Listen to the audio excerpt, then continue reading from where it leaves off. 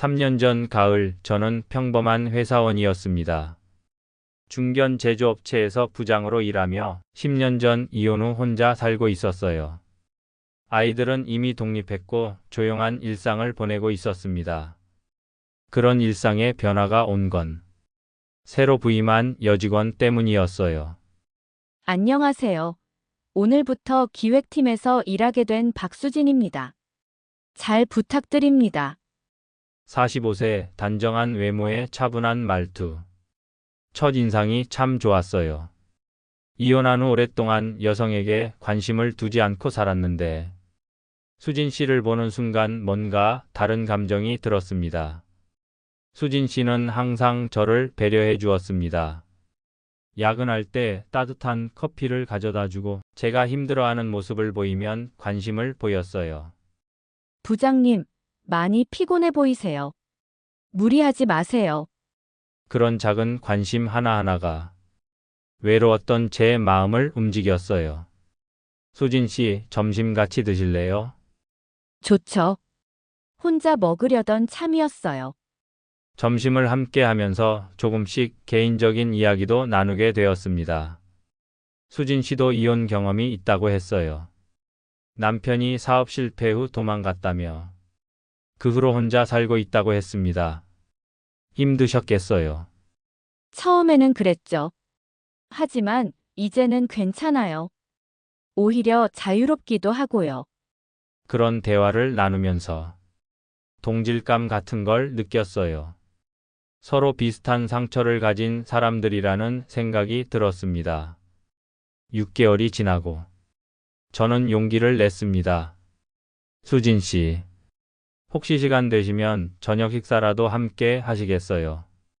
부장님이 괜찮으시다면 그렇게 시작된 우리의 만남. 정말 행복했습니다. 수진 씨는 정말 매력적이었습니다. 대화도 재미있고 배려심도 깊고 이런 분과 다시 인연을 맺을 수 있다는 게 감사했어요. 부장님은 어떤 분과 결혼하고 싶으세요? 글쎄요. 서로 이해하고 존중할 수 있는 분이면 좋겠어요. 저도 그래요. 나이가 있으니까. 조건보다는 마음이 중요하죠.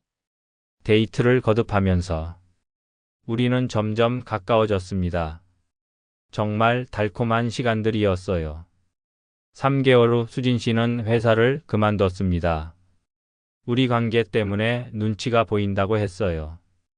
괜찮을까요? 갑자기 회사를 그만두시면 괜찮아요. 오히려 이제 민호 씨와 더 자유롭게 만날 수 있을 것 같아요. 그 말이 정말 기뻤어요.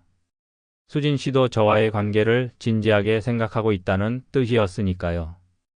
회사를 그만둔 수진 씨와의 연애는 더욱 깊어졌습니다.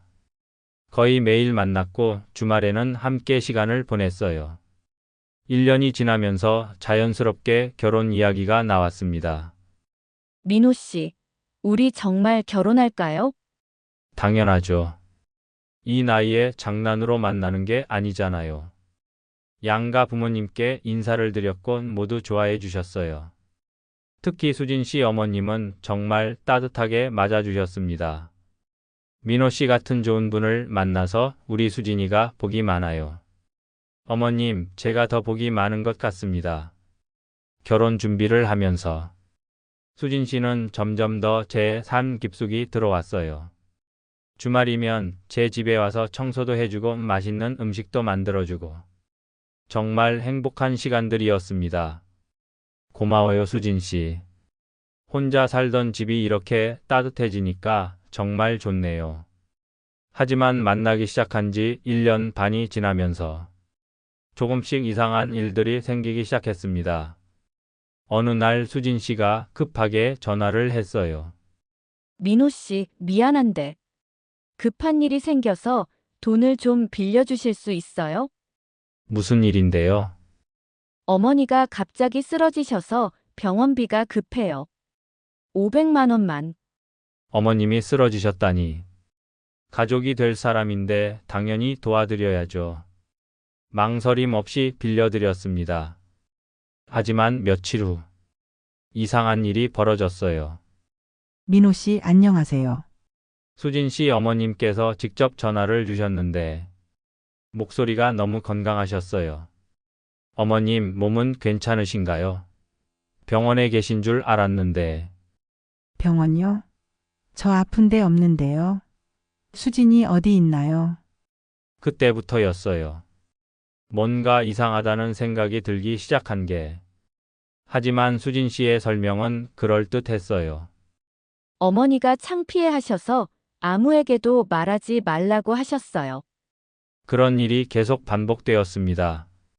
친구 사업자금 300만 원, 동생 결혼식 비용 200만 원, 전 남편 빚 톡촉 500만 원. 매번 그럴듯한 이유였고 저는 의심 없이 도와드렸어요. 결혼할 사이인데 당연한 거라고 생각했거든요. 그런데 어느 날 우연히 수진 씨 동생을 마트에서 만났는데 형님, 제 결혼식 때 누나가 왜 안 왔는지 아세요? 결혼식이 언제였는데요? 2년 전이요. 연락도 안 되더라고요. 2년 전에 결혼했다고? 그럼 한 달 전에 제가 준 결혼 자금은 뭐였을까요? 그때부터 본격적으로 의심이 커져갔어요. 더 이상한 건 그 무렵부터 수진 씨가 자꾸 새로운 사람들 얘기를 하기 시작했다는 거였어요. 회사 동료 중에 김대호라는 분이 있는데 정말 능력 있으신 분이에요. 어떤 분인데요? 카페 창업을 권하시는데 같이 해보라고 하시네요. 김대호. 그 이름이 자꾸 나오기 시작했어요. 수진 씨가 그 사람 얘기를 할 때의 표정이 뭔가 달랐어요. 마치 존경하는 사람을 바라보는 듯한 느낌이었어요. 다른 남자가 자금을 도와준다고요? 동업자니까 당연한 거예요. 동업자라고 하니까 그럴 수도 있겠다 싶었지만 마음 한편으로는 불안했습니다. 더 이상했던 건 수진 씨가 그 김대호라는 사람과 만날 때마다 평소와 완전히 다른 모습을 보인다는 거였어요. 오늘 대호 씨와 중요한 미팅이 있어서 늦을 것 같아요. 꼭 필요한 만남인가요? 네, 계약서 검토도 해야 하고 저녁도 같이 할 것 같아요. 그런 날이면 수진 씨는 평소보다 훨씬 더 예쁘게 차려입고 나갔어요. 화장도 진하게 하고 좋은 옷을 입고 향수도 뿌리고 마치 데이트 나가는 것 같았거든요. 오늘 왜 이렇게 예쁘게 꾸몄어요? 사업 상담이니까 단정하게 해야죠. 하지만 제가 보기에는 단정한 게 아니라 완전히 다른 목적이 있어 보였어요. 그리고 그 김대우라는 사람에게서 전화가 올 때마다 수진 씨의 목소리가 180도 달라졌어요. 여보세요, 대호 씨.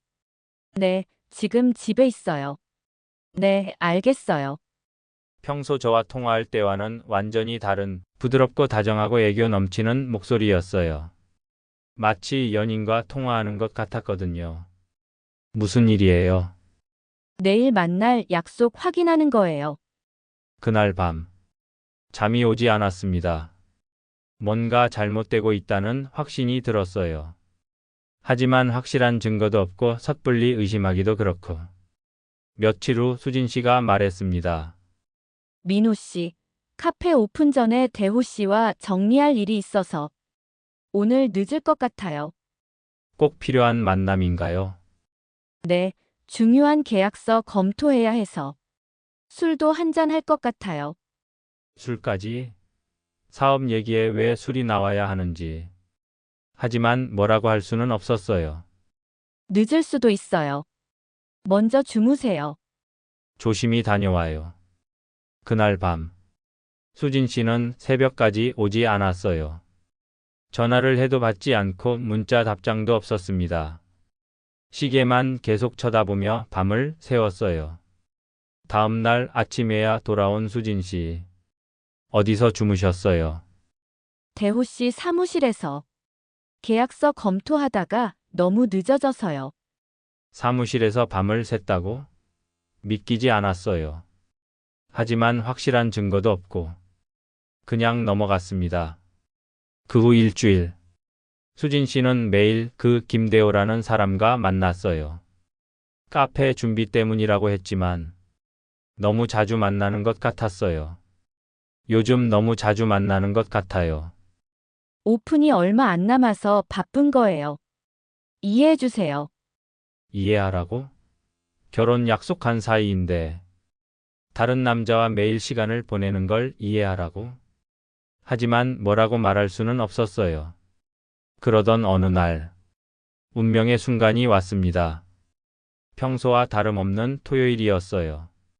수진 씨는 카페 준비 때문에 만날 수 없다고 했고 저는 집에서 혼자 시간을 보내고 있었어요. 저녁 무렵 PC를 켜고 카카오톡을 확인하려는데 수진 씨 계정이 로그인되어 있더라고요. 예전에 제 컴퓨터에서 로그인해서 자동 저장된 모양이었어요. 처음에는 그냥 로그아웃 하려고 했습니다. 하지만 대화창에 떠 있는 이름이 눈에 들어왔어요. 김대호. 무심코 클릭했는데 그 순간 제 세상이 무너져 내렸습니다. 오늘 그 영감 없다고 했지? 우리 집에서 만날까? 좋아요.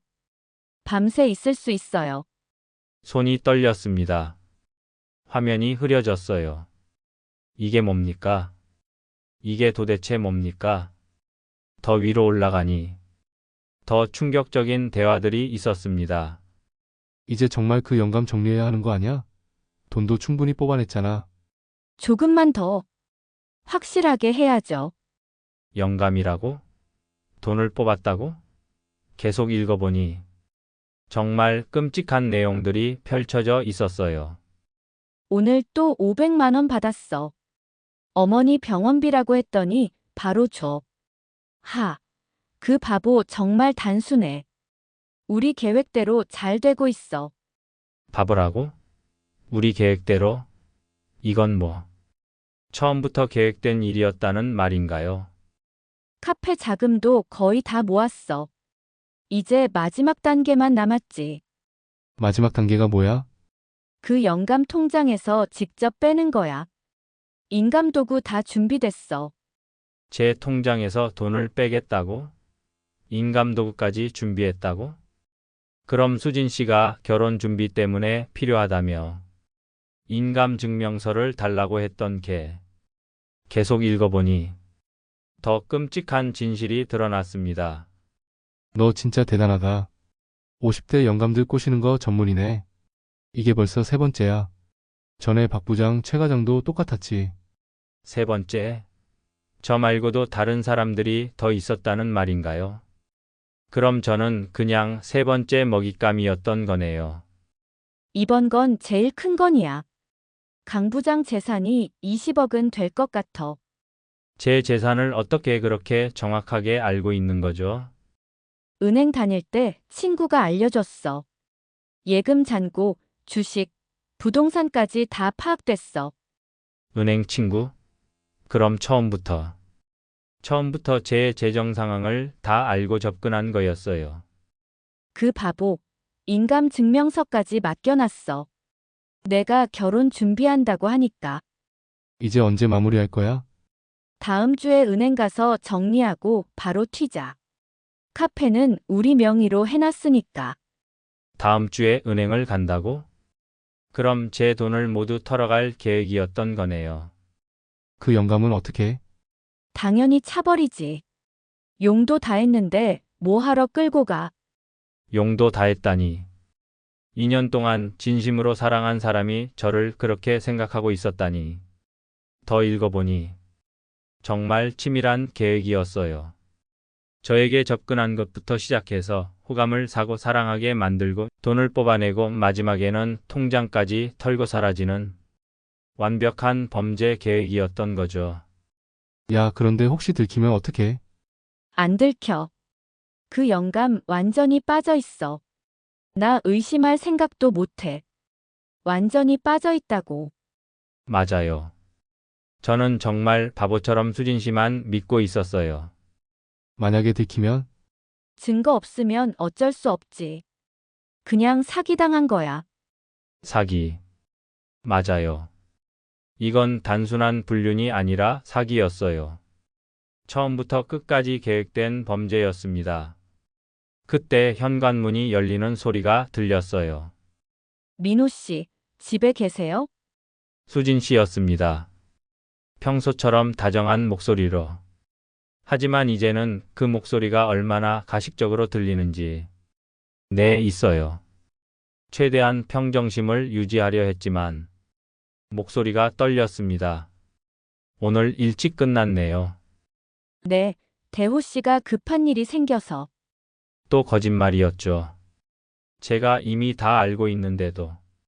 그날 밤, 함께 저녁을 먹고 TV를 보며 시간을 보냈습니다. 하지만 제 머릿속은 온통 그 대화들로 가득했어요. 수진 씨는 아무것도 모른 채 평소처럼 다정하게 굴었습니다.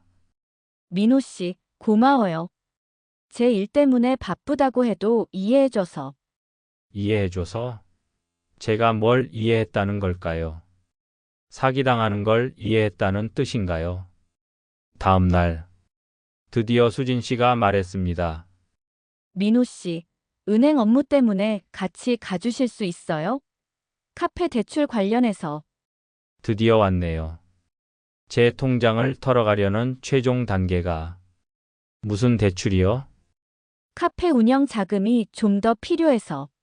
민호 씨 이름으로 대출 받으면 금리가 좋다고 하더라고요. 제 이름으로 대출을 받으려고. 당당히 요구하는 모습에 기가 찼습니다. 그럼 카페가 망하면 제가 빚을 떠안게 되는 거네요. 하지만 저는 이미 계획을 세워놓은 상태였습니다. 그들이 저를 호구로 봤다면 이제 누가 진짜 호구인지 보여드릴 차례였어요. 좋아요. 당연히 도와드려야죠. 그날 밤부터 저의 완벽한 복수가 시작되었습니다. 먼저 사설 탐정을 고용했어요. 밤늦게 탐정사무소에 전화했습니다. 수진 씨와 김대호의 모든 행적을 조사해 주세요. 과거 피해자들도 찾아주시고 재산 상황까지 모든 걸 파악해 주세요. 알겠습니다. 일주일 정도면 충분할 것 같습니다. 상상 이상이었어요. 수진 씨와 김대호는 지난 5년간 총 8명의 중년 남성들을 상대로 27억 원을 사기쳤더라고요. 그리고 김대호는 실제로는 기혼자였는데 아내 몰래 수진 씨와 이런 일을 벌이고 있었던 거예요. 이 정도면 조직적 범죄입니다. 단순 사기가 아니라요. 하지만 저는 바로 신고하지 않았어요. 더 완벽한 복수를 원했거든요. 먼저 김대호의 아내부터 찾아갔습니다.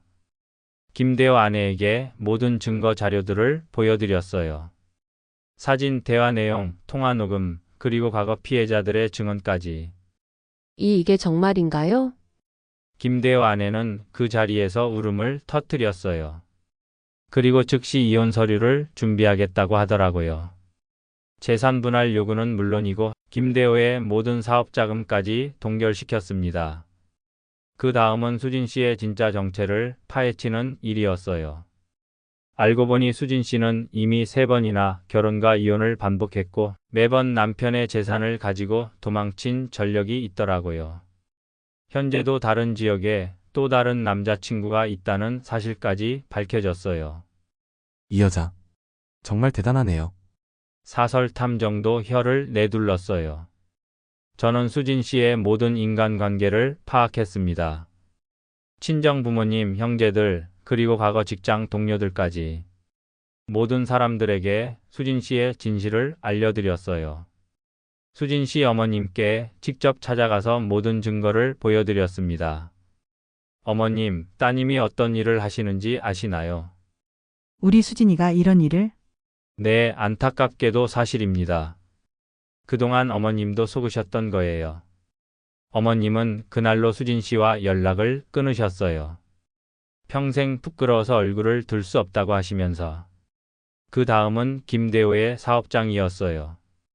김대호가 운영하던 작은 무역업체에 국세청 세무조사가 들어가도록 제보했습니다. 탈세 혐의와 함께 사업자 등록까지 취소되었어요. 그리고 수진 씨가 거짓으로 만든 카페 사업계획서에 허위 사실들도 모두 관련 기관에 신고했습니다. 건물주에게도 진실을 알려드려서 임대 계약이 취소되었고요. 한 달 만에 김대호와 수진 씨의 모든 계획이 무너져 내렸어요. 사업은 망했고 가족들에게도 버림받고 사회적으로도 매장당했습니다. 하지만 이것도 시작일 뿐이었어요. 저는 과거 피해자들을 모두 찾아냈습니다. 8명의 피해자들과 함께 집단 소송을 준비했어요. 개인적으로도 각각 만나서 그들이 당한 피해 상황을 자세히 들었습니다.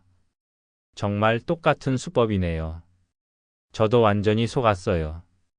결혼까지 약속하고 피해자들의 이야기를 들으면서 저는 더욱 분노했어요. 이들은 단순한 사기꾼이 아니라 정말 악질적인 범죄자들이었습니다. 이제 제대로 응징을 받아야 합니다. 집단 소송과 함께 저는 언론에도 제보했어요. 중년 남성을 노린 조직적 결혼 사기 사건으로 뉴스에 크게 보도되었습니다.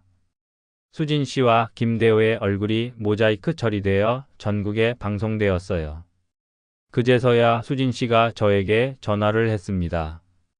뭐가 이상한가요? 사실을 말한 것뿐인데. 사실이라뇨? 우리 사이에 오해가 있는 것 같은데.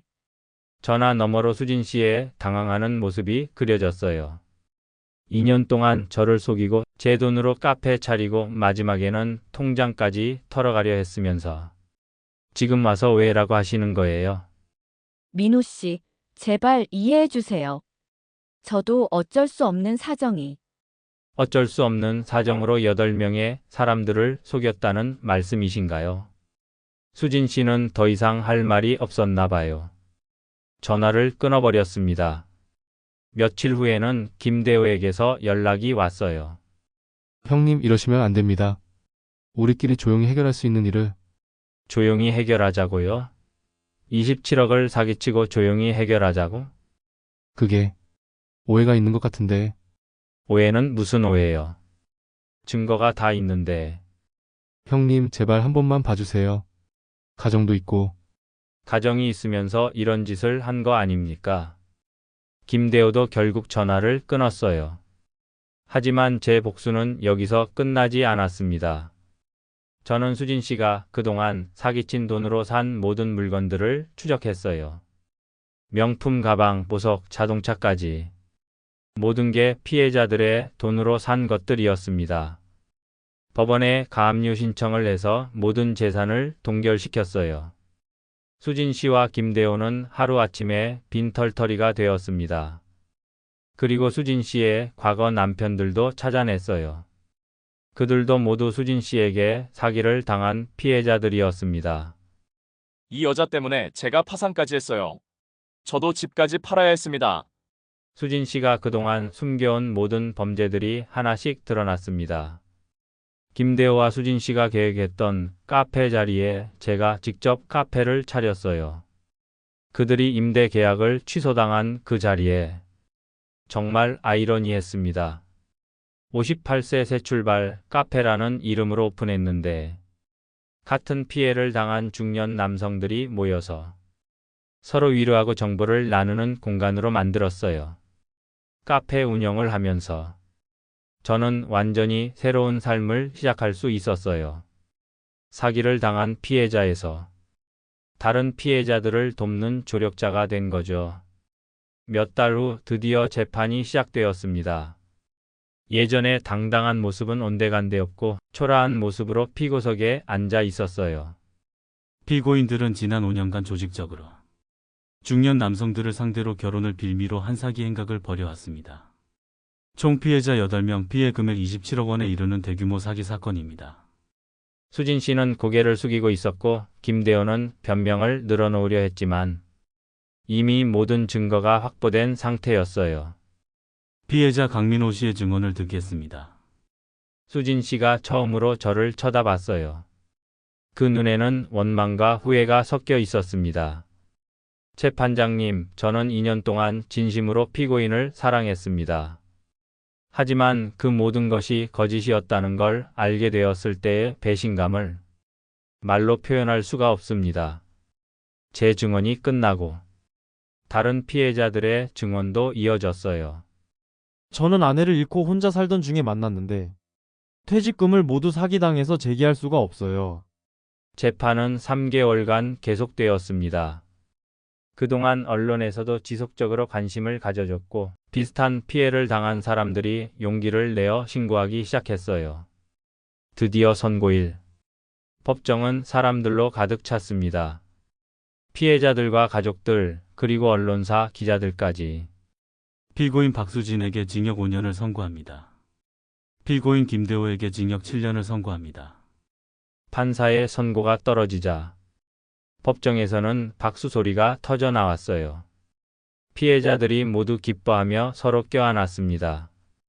드디어 끝났네요. 정말 고생 많으셨어요.